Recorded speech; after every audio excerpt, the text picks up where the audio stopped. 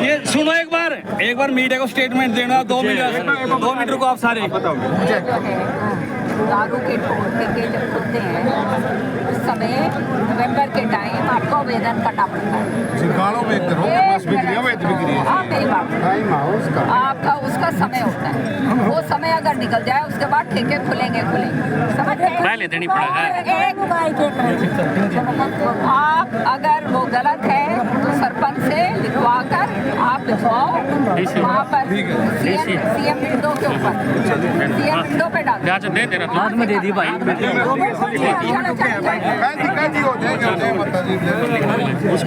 जो मैं कह रही हूँ सही बात है।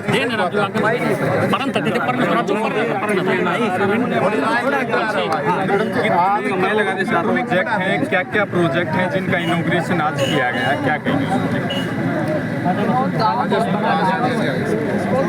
और जो है यहाँ पर मोदी जी के बनने के बाद बहुत करोड़ों रुपए की सौगात जो है माननीय हमारे मुख्यमंत्री जी का धन्यवाद करते हैं जिन्होंने ये संभव हमें दिया। आज जो है दिनोद के अंदर आपने देखा रोड है, ये सारा 40 करोड़ रुपए की तो यहाँ पर बड़ी टंकी बन रही है, सीवर पूरा का पूरा डलेगा। तो इतने सारे काम दिनोद के अंदर हो गए जो है मैंने भी अभी तक उसकी जो है सूची पूरी नहीं बनाई कि कितने करोड़ लग रहे हैं, वो जब पूरा होएगा जब बताएंगे आप। फ्लड प्रबंधन को लेकर के क्या व्यवस्थाएं राज्य सरकार फिलहाल कर रही है, क्या कहेंगे? फ्लड प्रबंधन का तो आप मंत्री जी से पूछिएगा, वो ज़्यादा बता पाएंगे, मैं तो आप मेरी बात पूछ लो।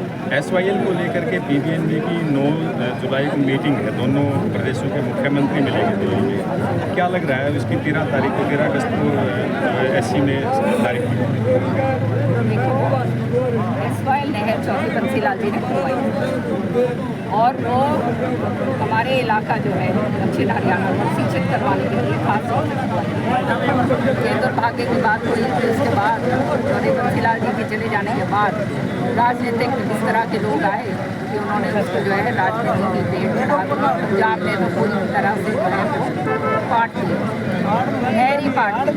अब जो है सारा का सारा केंद्र ने जो है सुप्रीम कोर्ट ने डिसीजन दिया कि ये पानी हमारा है। अब केंद्र ने पंजाब को बुलाया है, पंजाब के साथ बैठ के देखो क्या मानते नहीं मानते। सच्चाई ये है पंजाब ने तो हमारा पानी जो हमारा अधिकृत पानी था वही देने से बंद कर दिया था। वहाँ पर अपनी फौज भेज दी थी, अपने पुलिस भेज दी थी। वहाँ तो संवैधानिक पद के ऊपर जो मुख्यमंत्री बैठे हैं वो इस तरह की हरकत करते हैं। जो पानी जिसका अधिकार है, सबका अधिकार है, दिल्ली का अधिकार है, हरियाणा का है, राजस्थान का है, पंजाब का है, उसी के अंदर उंगली मार के बैठे हुए थे। तो अब जो है अब देखते हैं आगे इसके ऊपर क्या कार्रवाई हो सकती है या नहीं हो सकती। मैडम जी आप गांव का दौरा करें, किस प्रकार की समस्याएं आ रही हैं और कैसे समाधान किया जा रहा होगा? सारा हाथ के हाथ आप देखते हो जो समस्याएं हैं उनका हम सुझाव देते हैं और कहते हैं टाइमलाइन दी जाती है अफसरों को और वो टाइमलाइन के अंदर वो पूरा करते हैं और नहीं पूरा करते हैं तो फिर आप जानते ही हैं।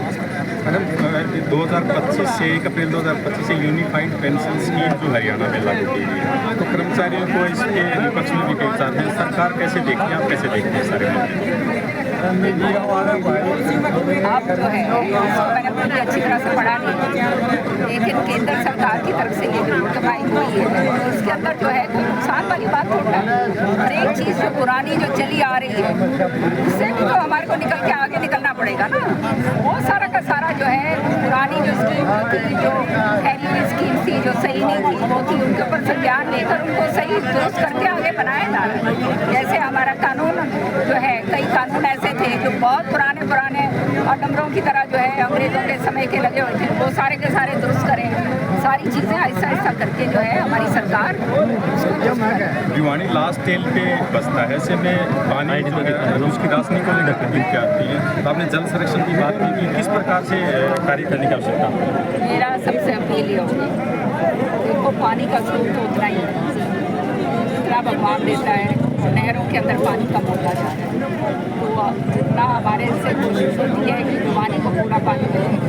कई बार जो है नहरों के अंदर जैसे गुजराती माइनर जैसे बना रहे थे उसके अंदर खराबा हो गया था, ठीक ठाक हो रही है। तो इसलिए जो है यहाँ पर आकर जो है अब पानी के में थोड़ी रुकावट आई थी, वो पानी पूरा आ रहा है। छुट्टी अब जलसर साहब मंत्री बनी है, तो वो सुबह से लेकर शाम तक जो है इस चीज़ का नियंत्रण रखती है पूरे हरियाणा के अंदर कि पानी कौन सी चल रहा है, कौन सी नहीं चल रहा है। और आज जो है आपके रात को पानी सारा का सारा कम है। मैडम जी, गाँव में करोड़ों के काम चल रहे हैं, लेकिन कई बार शिकायत आती है निर्माण सामग्री घटिया लगती है, तो गाँव वालों को क्या निर्देश देंगे और अधिकारी कर्मचारी जो गड़बड़ करते हैं उनको क्या निर्देश देंगे? बहुत अच्छा प्रश्न जनाब।